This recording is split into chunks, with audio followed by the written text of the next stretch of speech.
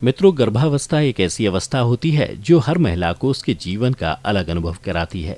गर्भ धारण करने के बाद महिला के जीवन में कई तरह के शारीरिक और मानसिक बदलाव आते हैं जिन्हें वो महसूस करती है।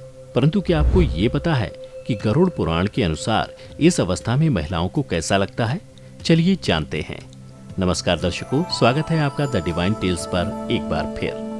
गर्भावस्था में हर दिन महिला के शरीर में कुछ न कुछ नए बदलाव आ जाते हैं और इसके साथ ही उसकी मानसिक स्थिति में भी परिवर्तन होता रहता है। लेकिन ये जरूरी नहीं कि जो बदलाव एक महिला में आए वही दूसरी गर्भवती महिला को भी महसूस हो। हर महिला के लक्षण और प्रसव में अंतर होता है।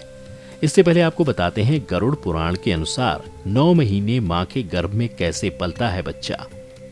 गरुड़ पुराण में बताया गया है कि शिशु को माता के गर्भ में बहुत सी पीड़ा का सामना करना पड़ता है। इसमें माता के गर्भ में आने से लेकर जन्म लेने तक के बारे में विस्तार से बताया गया है। इस पुराण में वर्णित तथ्यों के हिसाब से 1 महीने में शिशु का मस्तक बन जाता है और फिर दूसरे महीने में हाथ आदि अंगों की बनावट होती है। वहीं तीसरे महीने में शिशु के उन शारीरिक अंगों को आकार मिलना शुरू हो जाता है, जैसे कि उंगलियों पर नाखून का आना, त्वचा पर रोम का निकलना, हड्डी, लिंग, नाक, कान, मुंह बन जाते हैं।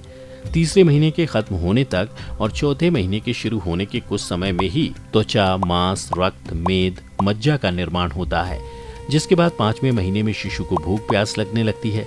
6ठे महीने में वह गर्भ की झिल्ली से ढककर माता के गर्भ में घूमने लगता है। मित्रों, ये भी बता दें कि इस समय शिशु को माता के गर्भ में मल मूत्र के साथ अन्य सूक्ष्म जीवों के साथ रहना पड़ता है।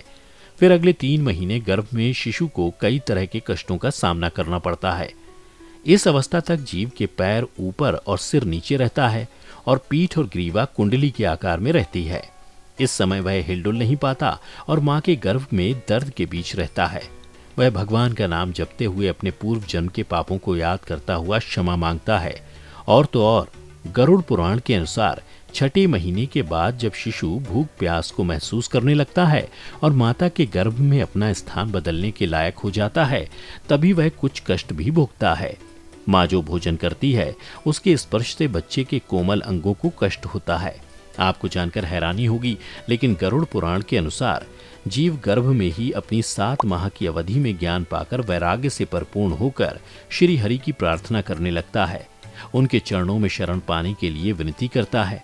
किंतु जैसे ही वो इस मोह माया की दुनिया में कदम रखता है, वो सब कुछ भूलकर दुनिया की चीजों में उलझ जाता है।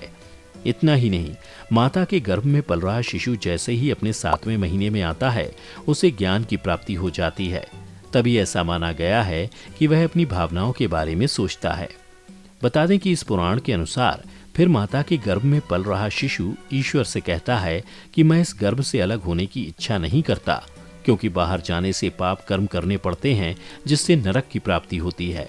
इसके अलावा विज्ञान के अनुसार मां के गर्भ से बाहर आने वाले शिशु को काफी पीड़ा का सामना करना पड़ता है, जिस कारण उसके मस्तिष्क पर काफी जोर पड़ता है।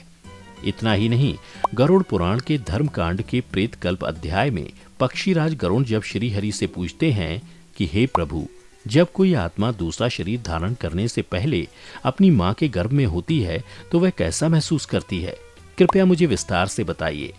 तब विष्णु जी गरुड़ भगवान से कहते हैं कि हे गरुड़, गर्भस्थ जीव को अपने पूर्व जन्मों का ज्ञान रहता है। वह वहां याद करता है कि आयु के समाप्त होने पर शरीर का परित्याग करके अब मैं मलादि में रहने वाले छोटे छोटे कृमि या कीटाणुओं की एक विशेष योनि में स्थित हूँ। पहले मैं सरक कर चलने वाले सर्पादी की योनि में पहुंचा, फिर मच्छर हो गया था।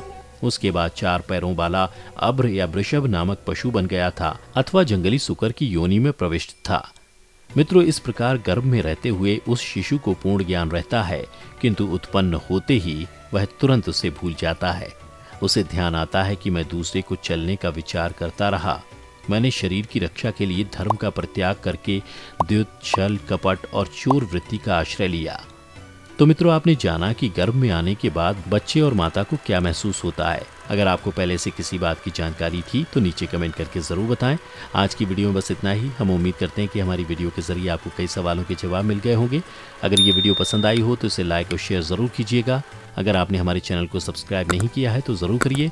इसके साथ ही मुझे दें इजाज़त। इस वीडियो को अंत तक देखने के लिए आपका बहुत बहुत शुक्रिया। और हाँ, अब आप हमारे सभी वीडियोस फेसबुक पर भी देख सकते हैं, जिसके लिए आपको फेसबुक पर द डिवाइन टेल्स के पेज को लाइक और फॉलो करना होगा।